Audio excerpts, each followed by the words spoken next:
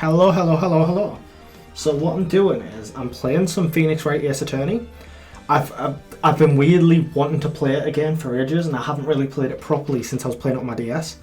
I keep really parroting on to friends about how much I want to play it, and it's a shame. This is sort of what I do. So because of how I am as a person, I know what I'm like, and I won't just stick to one game. I end up playing multiple different ones, which is why with Final Fantasy VII I was really hyped to play it, and I played like 30 minutes and then haven't recorded since, which I will do. I'm going to plan to do that, and one day I'll probably just do a massive like 2-3 hours, because that's what I do as a person.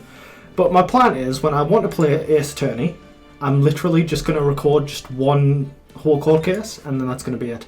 So anyway, we're playing the first Ace Attorney, and we're going to be doing the first Turnabout. It's just the trial one. It's like 30-40 minutes long, but it's kind of what I want to do. I want to play Ace Attorney. Gasp.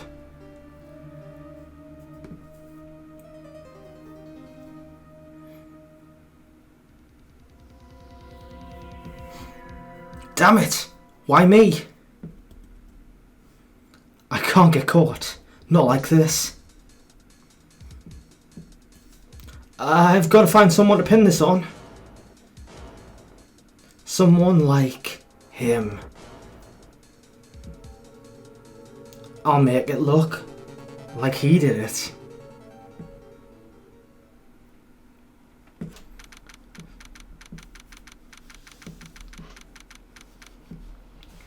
District Court, Defendant Lobby number 2. Now, the thing about Ace Attorney is, it's a very silly game, and I've always loved it, but it's very silly. It's about being a lawyer, but it's very good. I think that the actual premise of it is sort of mocking the Japanese court system, but don't quote us on that, because I could well be wrong. Boy, am I nervous. Right. Oh, hi, Chief. Phew, I'm glad I made it on time. Well, I have to say, Phoenix, I'm impressed. Not everyone takes on a murder trial right off the bat like this. It says a lot about you, and your client as well. Thanks? Actually, it's because I owed him a favour. A favour? You mean you knew the defendant before this case? Yeah. Usually I kind of owe my current job to him. He's one of the reasons I became an attorney. Well, that's news to me. I want to help him out any way I can. I just really want to help him. I owe him that much. It's over. My life, everything, it's all over. Is that your client screaming over there? Yeah, it's him. Death, despair, oh, I'm gonna do it. I'm gonna die. It sounds like he wants to die. Yeah. Nick! Hey there, Larry. Dude, I'm so guilty. Tell them I'm guilty. Give me the death sentence. I ain't afraid to die. What's wrong, Larry? Oh, it's all over. I'm finished. Finished. I can't live in a world without her. I can't. Who took her away from me, Nick? Who did this? Oh, Nick, you gotta tell me. Who took my baby away? The person responsible for your girlfriend's death? The newspapers say it was you. My name is Phoenix Wright. Here's the story. My first case is a fairly simple one. A young woman was killed in her apartment. The guy they arrested was the unlucky sap dating her. Larry Butts, my best friend since grade school. Our school had a saying, when something smells, it's usually the butts. In the 23 years I've known him, it's usually been true. He has a knack for getting himself in trouble. One thing I can say though, it's usually not his fault. He just has terrible luck. But I know better than anyone that he's a good guy at heart. That, and I owe him one, which is why I took the case, to clear his name. And that's just what I'm going to do. August 3rd, 10 AM. District Courtroom number 2.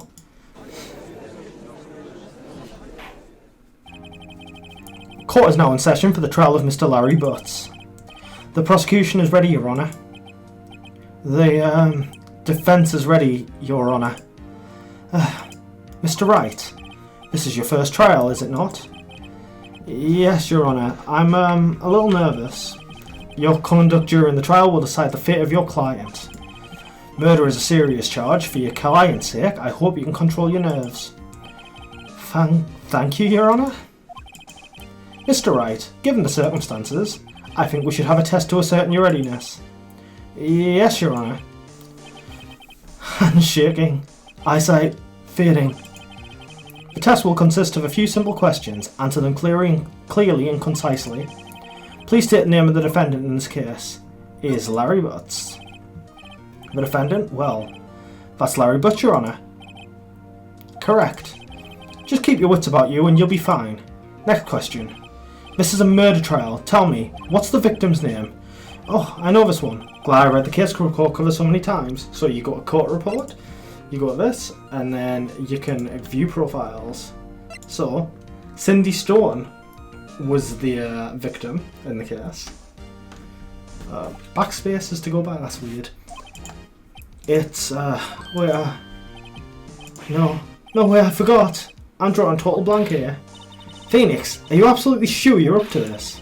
You don't even know the victim's name? Oh, the victim, of course I know the victim's name. I just forgot temporarily. I think I feel a little migraine coming on. Look, the victim's name is listed in the court record. Just press tab to check it at any time, okay? Remember to check it often. Do it for me, please. I'm begging you. Mr. Wright, who is the victim in the case? Oh, do you know what I've forgotten as well?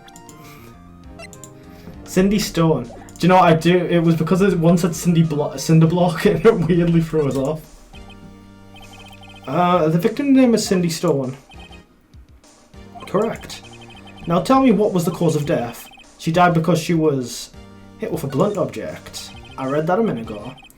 She was struck once by a blunt object. Correct. You've answered all my questions. I see no reason why we shouldn't proceed. You seem much more relaxed, Mr. Wright. Good for you. Thank you, Your Honour. Because I don't feel relaxed, that's for sure. Well then. First, a question for the prosecution, Mr. Payne. Yes, Your Honour? As Mr. Wright just told us, the victim was struck with a blunt object. Would you explain to the court just what that object was?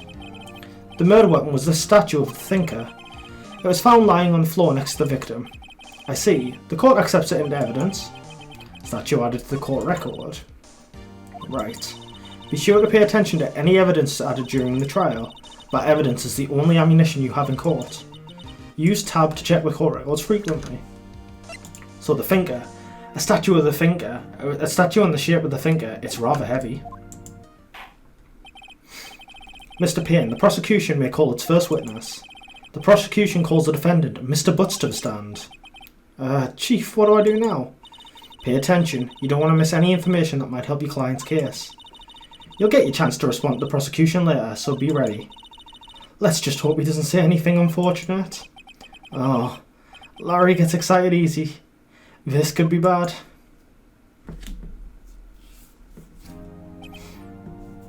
Ahem. Mr. Butts, is it not true that the victim had recently dumped you? Hey, watch it, buddy! We were great together. We were Romeo and Juliet, Cleopatra and Mark Anthony. Didn't they all die? I wasn't dumped. She just wasn't taking my phone calls or seeing me. Ever. I like the little nervous twitch as well. What's it to you anyway? Mr. Butts, what you described is generally what we mean by dumped. In fact, she had completely abandoned you and was seeing other men. She had just returned from overseas with one of them the day before the murder. What do you mean, one of them? Lies, all of it, lies. I don't believe a word of it. Your Honour, the victim's passport. According to this, she was in Paris until the day before she died. Passport added to the court record. Indeed, she appears to have returned the day before the murder. Dude, no way. The victim was a model, but did not have a large income. It appears that she had several sugar daddies. Daddies? Sugar? Yes, older men who gave her money and gifts. She took their money and used it to support her lifestyle. Dude, we can clearly see what kind of woman this Miss Stone was. Tell me, Mr. Butts, what do you think of her now? Right. I don't think you want to answer that question. Yeah, Larry has a way of running his mouth in all the wrong directions. Should I... Let's stop him from answering. My client had no idea the victim was seeing other men. That question is irrelevant to the case. Oh. Dude, Nick, what do you mean irrelevant? That cheating she-dog. I'm gonna die. I'm just gonna drop dead. Yeah, and when I meet her in the afterlife, I'm gonna get to the bottom of this. Let's continue with the trial, shall we? I believe the accused motive is clear to everyone. Yes, quite. Oh boy, this is not looking good. Next question. You went to the victim's apartment on the day of the murder, did you not? Well, did you or did you not?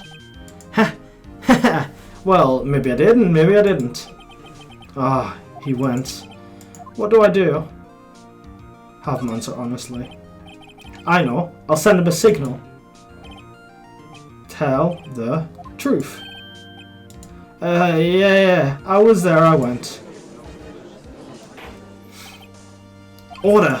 Well, Mr. Butts. Dude, chill. She wasn't home, man. So, like, I didn't see her. Your Honour, the defendant is lying. Lying? The prosecution would like to call a witness who can prove Mr. Butts is lying. Well, that simplifies matters. Who is your witness? The man who found the victim's body, just before making the gruesome discovery.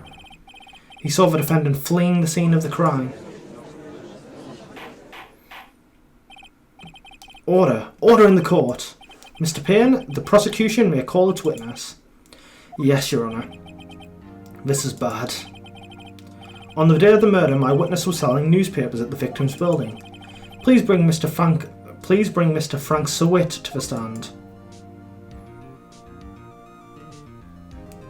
I did say it once, didn't he? Mr. Sewit, you sell newspapers subscriptions, is it correct? Oh yes, newspapers, yes. Mr. Sewit, you may proceed with your testimony. Please tell the court what you saw on the day of the murder.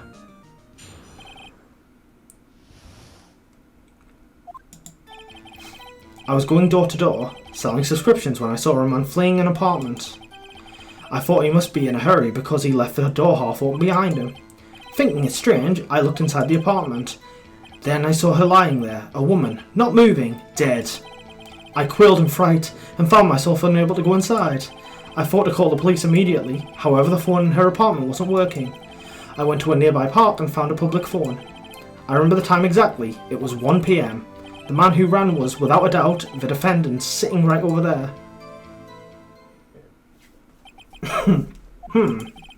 Larry, why didn't you tell the truth? I can't defend you against a testimony like that. Incidentally, why wasn't the phone in the victim's apartment working? Your Honour, at the time of the murder, there was a blackout in the building. Aren't phones supposed to work during a blackout? Yes, Your Honour. However, some cordless phones do not function normally. The phone that Mr. Sewit used was one of those. Your Honour, I have a record of the blackout for you per usual. Blackout record? The court record. Now, Mr. Wright. Yes, yes, Your Honour. You may begin with your cross-examination. Cross-examination, Your Honour. Alright, Wright. This is it. The real deal. What exactly am I supposed to do? Why, you exposed the lies in the testimony the witness just gave. Lies? What? He was lying? Your client is innocent, right? Then that witness must have lied in his testimony. Or is it your client really guilty? How do I prove he's not? You hold the key. It's in the evidence. Compare the witness's testimony to the evidence at hand. There's bound to be a contradiction in there.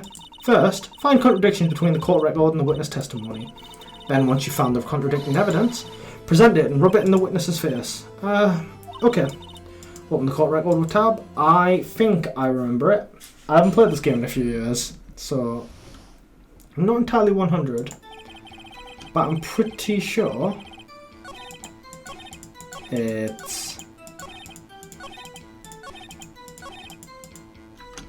this, and then you go this. You found the body at 1 PM. You're sure? Yes, it was 1 PM for certain. Frankly, I find that hard to believe. Your statement directly contradicts the autopsy report. The autopsy notes that the time of death at somewhere after 4 PM. There was no body to find at 1 PM. How do you explain this 3-hour gap? Oh, that hour... This is trivial. The witness merely forgot the time. After his testimony, I find that hard to believe. Mr. Sweat, why were you so certain that you found the body at 1 PM? Gee, that's a really good question. Great job, Wright. Way to put him on the spot. That's all you have to do. Point out contradictions. Lies always beget more lies. See through one, and the whole story falls apart. Wait, I remember now. Would you care to give your testimony again? The time of discovery. You see, when I found the body, I heard the time. There was a voice saying the time. It was probably coming from the television. Oh, but it was 3 hours off, wasn't it? I guess the victim must have been watching a video of a tape program. That's what I thought. It was 1 PM. Terribly sorry about the misunderstanding. I see. You heard a voice saying the time on tape program? Mr. Wright, you may cross-examine the witness. Right, you know what to do. I've got this one. The time of discovery.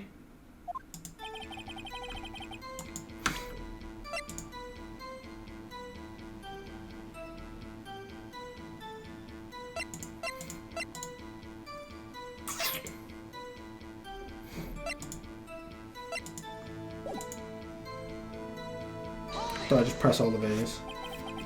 You said heard, not saw? Yes, heard. All I saw was the body lying there. I didn't think to look at anything else, least of all my watch. Isn't that a little strange? So you're saying you heard something? But if you were so shocked by the body, you wouldn't hear anything at all. The witness did say he actually heard the time. It's ludicrous to suggest he wouldn't hear anything. I have to agree with the prosecution. Witness continued testimony.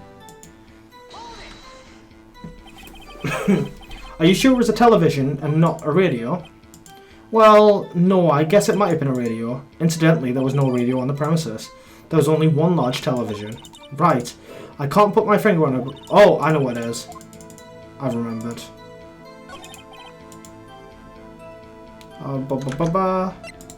It's black and record. Hold it right there.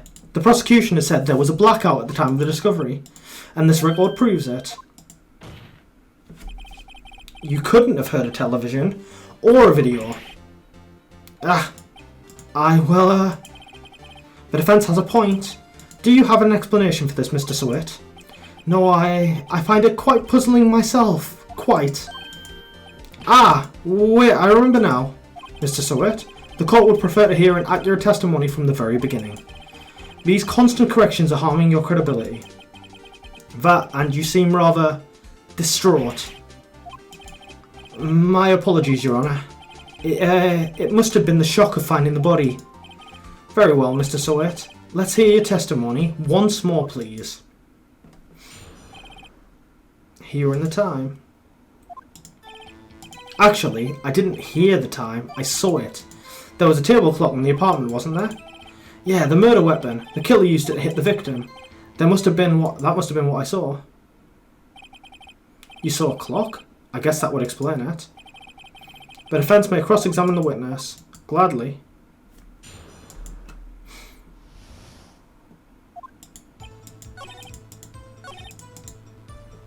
Then you press that right. The murder weapon. Yes, the table clock that was used as a weapon. That's what I said. Did you doze off in the middle of my testimony or something?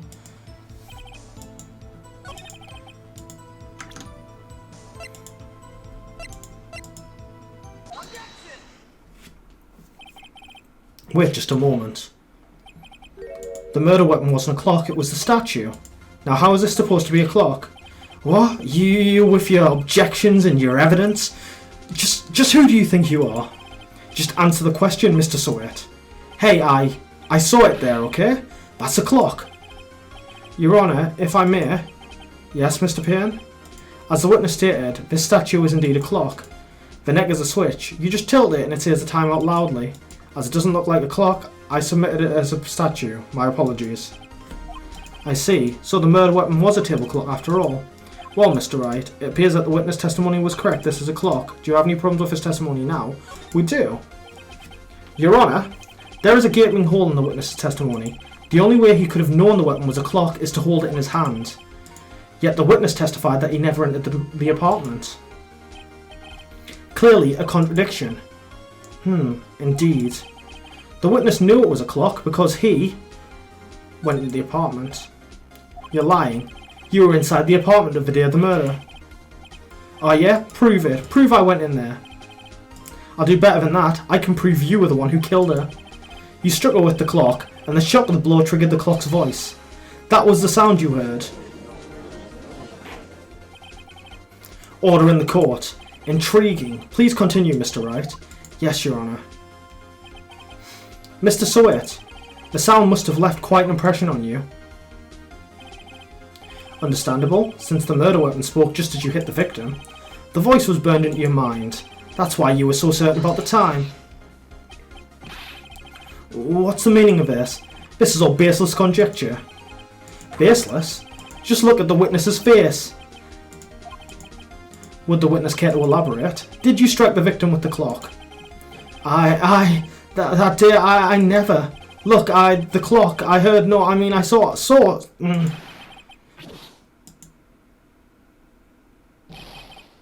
Shut up, I hate you. It was him, I tell you, I saw him. He killed her, and he should burn, give him death. Order in the court, I say. Your Honour, a moment please. There isn't a shred of evidence supporting the defence's claims. Mr. Wright, Your Honour, you claim the sound of the witness came heard from the clock. Do you have any evidence? The whole case is riding in this. I better think it through carefully. Your Honour, the sound Mr. Sweat heard was definitely this clock. A fact which is clear if you simply try sounding the clock. Let's sound the clock now here in this court. Your Honour, may I have the clock? I asked the court to listen very carefully. I think it's 8:25. That certainly is a strange way to announce a time. Well, he is the thinker after all. So we've heard the clock. What are your conclusions, Mr. Wright? Mr. Payne, can you tell me what time it is now? It's 11:25. As you can see, this clock is exactly 3 hours slow. Precisely the discrepancy between what Mr. Sweat heard and the actual time of death. So, Mr. Sweat, try to talk you out of this one. You forgot one thing. What's he talking about now? Well, it may seem like that clock is running 3 hours slow. It proves nothing. How do you know it was running 3 hours slow on the day of the murder? If you can't prove that, you don't have a case. He's right. How am I going to prove that? Damn it, I was so close. Mr. Wright, it seems you lack the critical evidence to support your claim. Yes, Your Honour. This means I cannot let you indict the witness, unfortunately. This ends a cross-examination of Mr. Frank Sweat. I come all this way down here to testify, and look what happens. You treat me like a criminal. A criminal. You lawyers are all slime. I almost had him. Sorry, Larry, I failed you. There's nothing I can do about it now. Not so fast, Mr. Sweat. Mayor, I mean, Chief. Listen up, Wright. Don't throw this away. Not like this. Think. But Chief, it's over. I can't prove the clock was slow the day of the murder. Nobody can prove that. Well, yes. But that doesn't mean you can't still win. Try thinking out of the box. Don't waste time doubting the facts. Assume the clock was 3 hours slow and think through it. Ask yourself, why was the clock 3 hours slow? Figure out the reason and you'll have your proof. Right? Can you think of a reason as to why the clock would be 3 hours slow? I can. Wait, maybe I can prove it. You must have evidence somewhere that can prove it, right? Find it and let them have it. Well, Mr. Wright, you said the clock was already running slow on the day of the murder. Have you found evidence to support this claim? Of course, there is a piece of evidence in the court record that can prove my claim beyond a doubt. Ha! Tough words. Let's see you pull this one off. Let's see if this evidence proves why the clock was running slow. Passport. The victim had just returned home from abroad one day before the murder. As we all know, the time difference between here and Paris is 9 hours. When it's 4 PM here, it's 1 AM the next day there. The clock wasn't 3 hours slow, it was 9 hours fast. The victim hadn't reset her clock since returning home. That's why the time you heard when you struck her dead in her apartment was wrong. Proof enough for you, Mr. Sweat? Or should I say, Mr. Did It?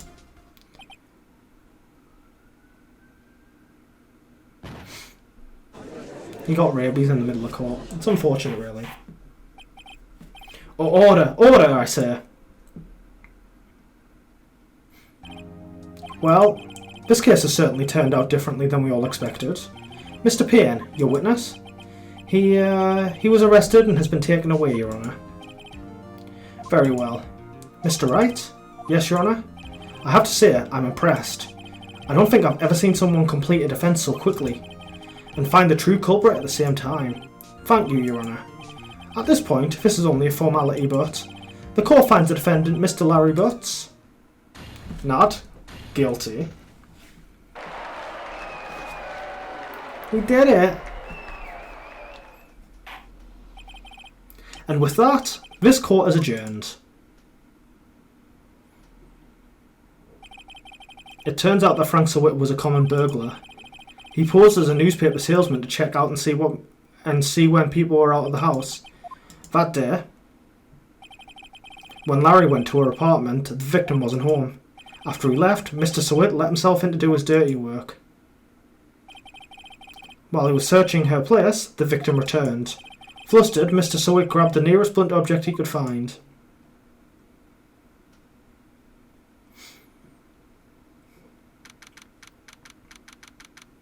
August 3rd, 2:32 PM, District Courtroom, Defendant Lobby Number 2.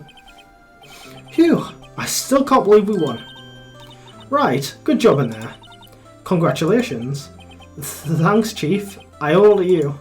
Not at all. Not at all. You fought your own battles in there. It's been a while since I've seen a trial end on such a satisfying note. I've never seen the Chief looking this happy. If she's this glad, imagine how Larry must feel.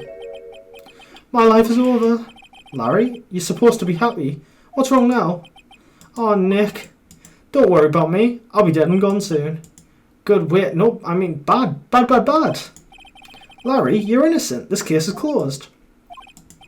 But my Cindy Windy's gone, man. Gone forever. Larry, she was a... Nah, never mind. Congratulations, Harry. Harry? Yes, you. I can practically see the headlines now. Harry Butts, innocent. Thanks. I really owe you one.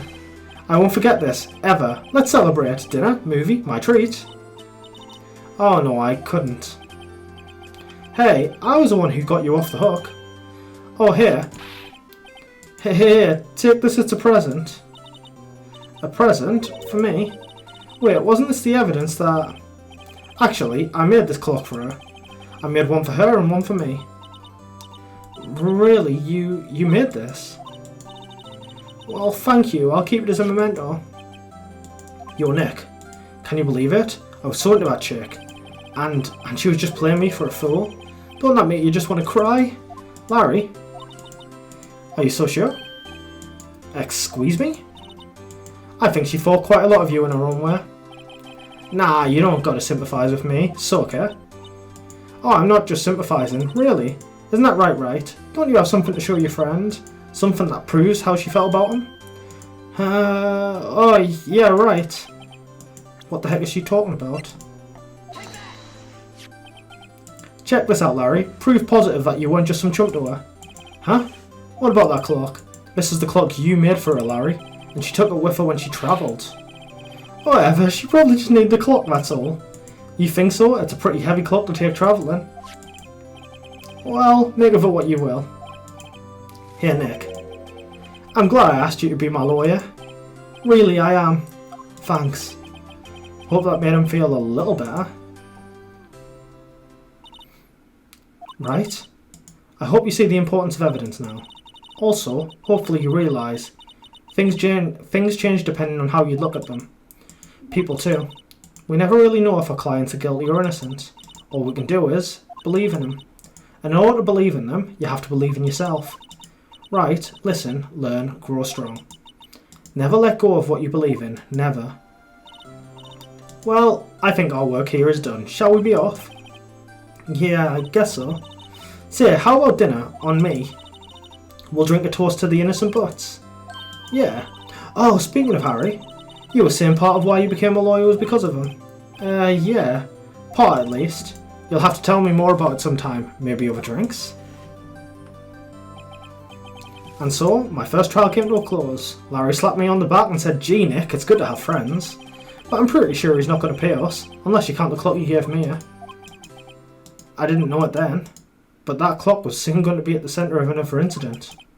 And my promise to tell the chief about me and Larry would be one promise that I wouldn't be able to keep. The end.